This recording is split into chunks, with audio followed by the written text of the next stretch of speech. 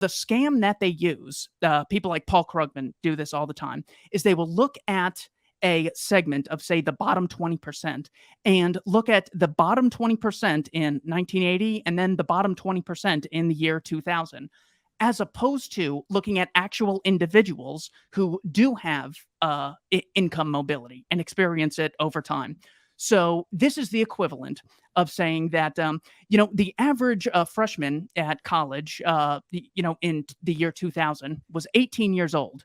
And in 2020, the average age of a freshman in college is still 18 years old. So people in college aren't aging at all.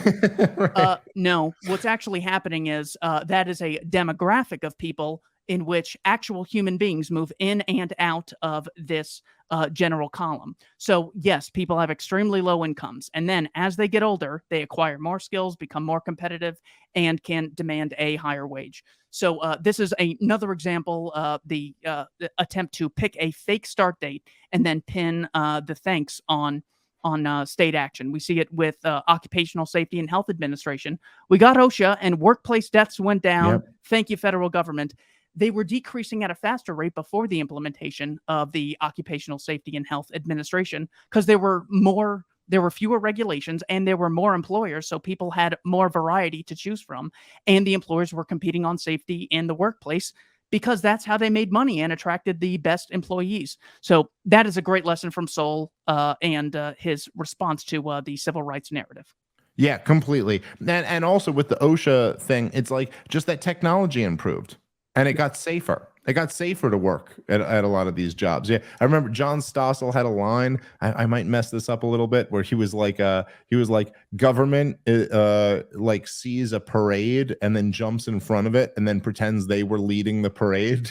Like where you're like, wait, but workplace deaths had been going down and down and down, and then they go, we created OSHA and workplace deaths started going down. And you're like, no, but they had been going down from way before that. It has nothing to do with this organization. You guys are just justifying your existence, and there's so much of that. So much of what we see is that exact trend.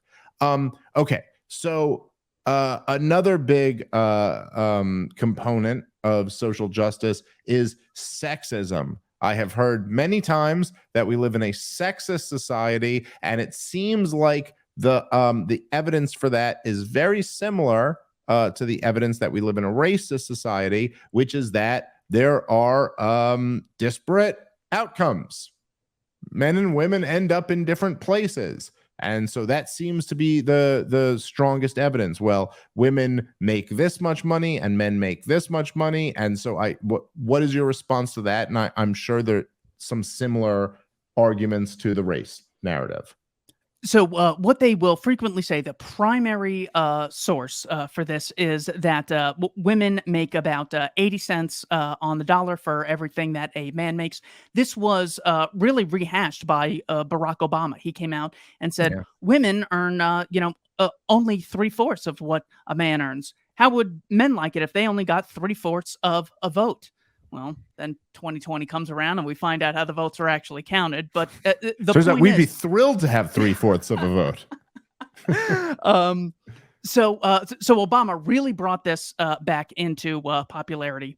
And it's funny because Walter Block actually refutes this in a book titled Defending the Undefendable, published, I think, in 1974. So what this does not account for, this is similar to saying, I found the documents in Forbes magazine. The average 20-year-old earns about $35,000 annually, and the average 45-year-old earns about $55,000 annually. So clearly we have a disparity, and we should have an equal pay for age legislation. But immediately you see, well, this is probably the result of people at different ages having different jobs.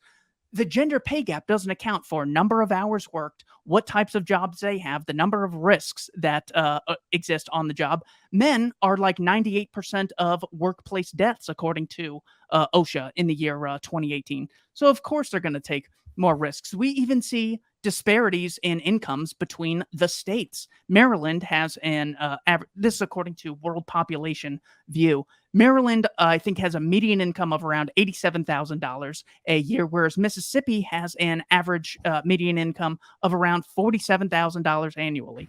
We see these disparities all the time between groups. And the fact that the wage gap doesn't account for the number of hours worked or the Yeah. type of job you have, it also doesn't account for the amount of value created. If LeBron James and I both play basketball and we do the same work, we're going to have different incomes. Oh, because he's black? No, because we're actually creating different value. If Kristen Bell starts an OnlyFans and I start an OnlyFans and we both work 3 hours a day on our OnlyFans, we're going to have different revenue. We're therefore going to Yeah, get you're different gonna wages. crush that chick, There's dude. nothing Look at you. exactly. She doesn't stand a chance. Come on, Keith Knight. You're gonna fucking rock that chick. The point is that even if you do the same work, you're not creating the same value, and there's nothing Right. wrong with that at all. If you give a speech or I give a speech, we could probably demand different wages. We both spoke at the LPMC event, but the point is that people doing the same labor, even if you grant them all of the caveats, working the same amount of time, same amount of effort, whatever, it still doesn't mean the state has a right to coerce people to pay two different parties the same exact amount. So there's nothing to back up this gender wage disparity. And look at how divisive it is. Are you familiar with the term mansplaining? I've heard it a time or two. I, I I didn't know if it was just something that idiots said to me. No, This I've gets heard like it. this gets like 20 million results when you put it into Google. It's I guess when men over-explain things in a very belittling way to women. Jimmy Kimmel had this funny bit with Hillary Clinton. Whatever.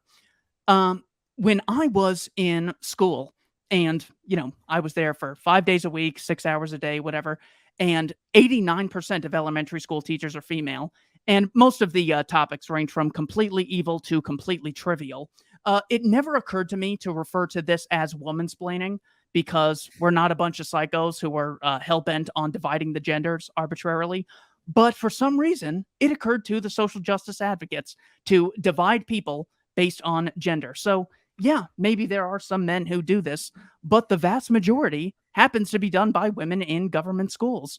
But I Yeah. still would never consider using that term in a serious manner because there's tons of women I love who I would never want to negatively generalize. But this is what they do. They give themselves the license of I'm not racist.